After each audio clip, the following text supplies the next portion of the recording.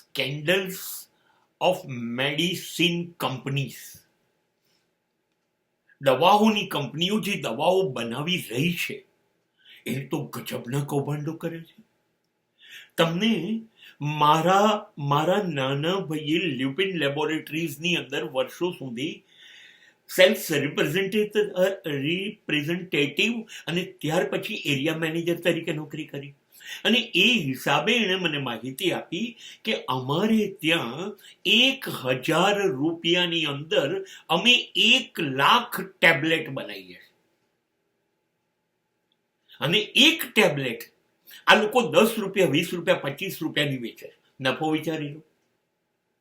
શાનદાર નફાથી મેડિકલ્સ ની જે કંપનીઓ છે, અને એટલે જ એ MR એટલે મેડિકલ રિપ્રેઝેન્ટેટિવ વેચનારાઓને દિલ ખોલીને પગાર આપે છે, અને એ દુકાનદારોને પણ એટલું મોટું કમિશન આપે છે.